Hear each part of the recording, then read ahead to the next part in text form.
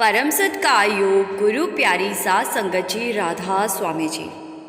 सात संगत जी, सबसे पहले रूहानी सफ़र चैनल की तरफ से सारी संगत को देश की आज़ादी के दिन की बहुत बहुत शुभकामनाएं।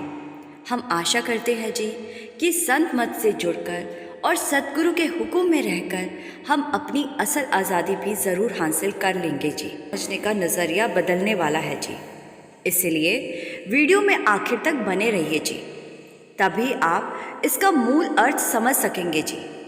सात संगत जी, करोड़ों लोग संत मत से जुड़े हुए हैं जी। उन्हीं में से उत्तर प्रदेश के आगरा में रहने वाले किशन पाल जी भी संत मत से जुड़े हुए थे जी। बाबा जी से अपनी जवानी के शुरुआती दिनों में ही किशन जी ने नामदान ले लिया था जी। आज किशन जी आगरा में एक फैक्ट्री के मालिक हैं और पैसे की कोई कमी नहीं है। लेकिन जब किशन जी संत मत से जुड़े थे तो उस समय उनके परिवार की हालत ऐसी थी कि 2 वक्त की रोटी जुटा पाना भी बहुत मुश्किल था। किशन जी के माता पिता दोनों ही सत्संगी थे और जब घर के बड़े सत्संगी हो तो उसका असर पूरे परिवार पर आता है जी। किशन जी ने भी उन दिनों में नामदान ले लिया और बहुत ज़्यादा सेवा सिमरन करने लगे। धीरे धीरे सद्गुरु की कृपा होने लगी और किशन जी के परिवार की हालत सुधरने लगी, इनकी आर्थिक स्थिति सुधरने लगी। सात संगत जी, इसी स्टेज पर आने के बाद अक्सर हम सब भी अपनी आर्थिक स्थिति में सुधार होने का मतलब सद्गुरु की रहमत से जोड़ देते हैं जी, जबकि बाबा जी कहते हैं कि इसका मतलब कुछ और होता है। बाबा जी कहते हैं कि जब कोई इंसान भजन सिमरन करने लगता है, सत्संग पर जाने लगता है और सेवा करने लगता है तो उस समय काल एक ऐसा जाल बिछाना शुरू करता है जिसमें इंसान फंस जाता है, क्योंकि काल को लगता है कि ये रूह अब मेरे हाथ से निकलने वाली है। इसीलिए काल ऐसे इंसान की आर्थिक स्थिति को सुधारने लगता है, जिससे कि वो इंसान सद्गुरु और संत मत से दूर होता चला जाए और सद्गुरु को भुलाना शुरू कर दे। बाबा जी कहते हैं कि ऐसे सिचुएशन में हमें दुगनी चतुराई से काम लेना चाहिए, हमें भजन सिमरन को दुगना कर देना चाहिए। इससे हमारी दुनियावी तरक्की तो होती ही है, साथ ही साथ हमारी असल तरक्की यानी कि रूहानियत के रास्ते पे भी तरक्की होने लगती है। लेकिन सात संगत जी, जिन किशन जी की मैं आपको बात बता रही हूँ वो काल के जाल में फंस गए और काल ने उनके साथ जो कुछ किया वो दिल को दहला देने वाला था जी। किशन जी के पास जब पैसा आने लगा तो उन्होंने अपना व्यापार बढ़ाना शुरू कर दिया और व्यापार बढ़ने के कारण उनके पास सत्संग पर जाने का भी समय नहीं था। सबसे पहले उन्होंने आगरा में एक दुकान किराए पर ली और वहां दुकान पर बेडशीट और पर्दों का काम शुरू किया। शुरू में तो दुकान से समय निकाल कर सत्संग चले जाया करते थे और भजन सिमरन भी किया करते थे, लेकिन काल ने अपने जाल को और फैलाना शुरू कर दिया और इनकी दुकान पर बहुत ज़्यादा काम होने लगा। सुबह 9 बजे से रात के 9 बजे तक खाना खाने का भी टाइम नहीं मिलता था। धीरे धीरे इन्होंने अपने पिताजी को और अपनी पत्नी को भी दुकान पर बिठाना शुरू कर दिया। 2 साल के बाद इन्होंने इतना पैसा कमा लिया कि पर्दे बनाने की एक छोटी सी फैक्ट्री शुरू कर दी और फैक्ट्री के बाद किशन जी इस माया जाल में ऐसे उलझे कि फिर वहां से कभी निकल ही ना सके। अब इन्होंने सत्संग पर जाना तो क्या, सत्संग के बारे में बात करना भी बंद कर दिया। थके हारे रात के 11 बजे घर पहुंचना और सुबह 7 बजे फिर से काम पर पहुंच जाना इनकी अब दिनचर्या बन चुकी थी। इस वजह से भजन सिमरन पर 5 मिनट बैठने का भी टाइम नहीं मिलता था और ना ही थका हुआ शरीर साथ देता था। काल अपने प्लान में कामयाब हो चुका था, लेकिन हद तो तब हो गई जब काल ने किशन जी के साथ साथ इनके पूरे परिवार को निगलना चाहा।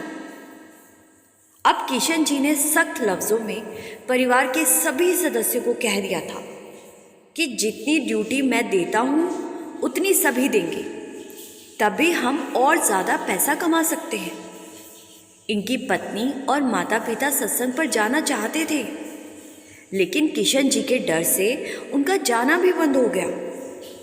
एक बार इनकी फैक्ट्री में सत्संग घर से कुछ लोग आए और उन्होंने इनके पिताजी से पूछा कि आप बहुत समय से सत्संग घर नहीं आए, हमें लगा कि आपका हालचाल पूछना चाहिए, इसलिए हम आपके पास आ गए।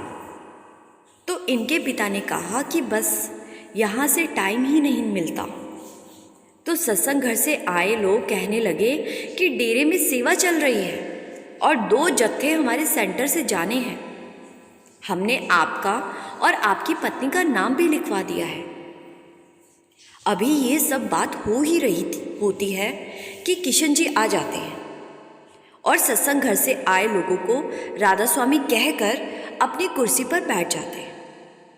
और जब सेवा वाली बात दोबारा से शुरू होती है तो किशन जी सत्संग घर से आए लोगों को साफ कह देते हैं कि जी हम में से कोई भी सेवा पर नहीं जा सकता। आप तो देख रहे हैं कि यहाँ 1 मिनट की भी फुर्सत नहीं है, इतना काम फैला हुआ है।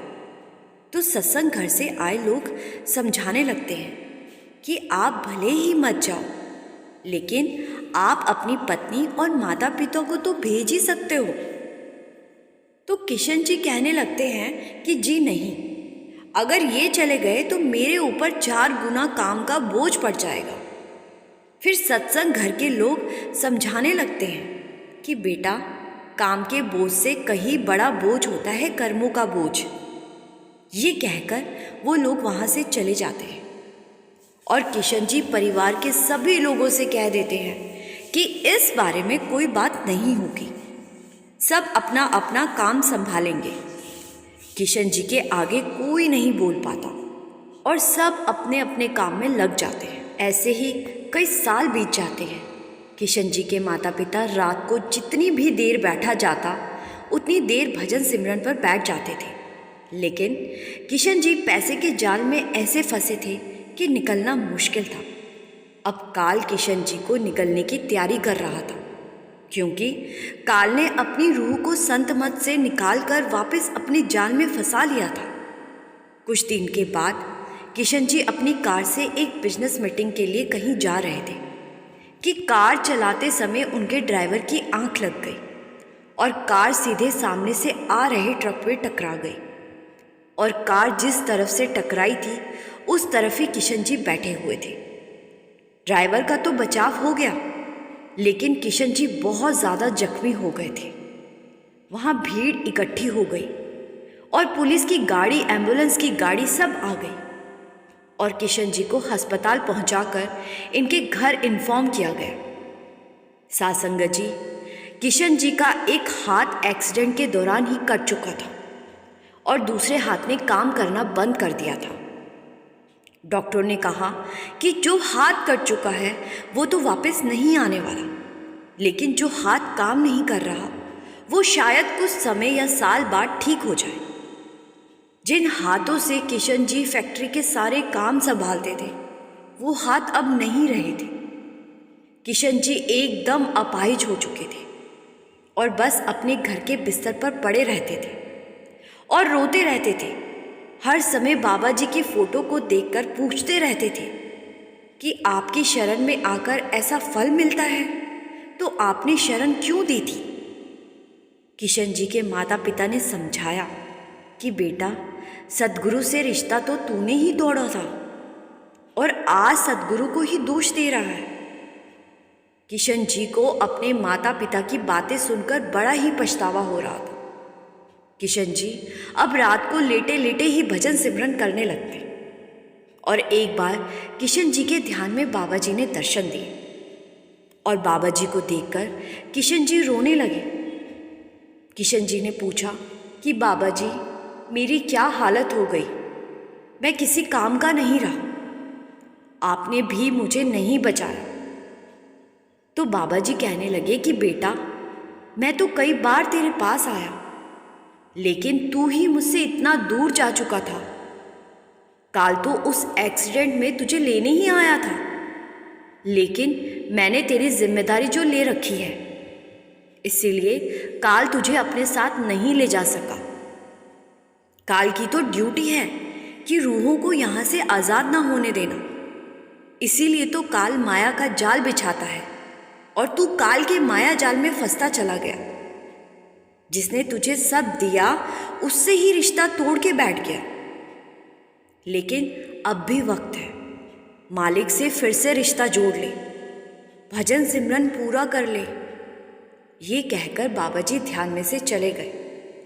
किशन जी उस रात बहुत रोए और सारी बात अपने माता पिता को बताई।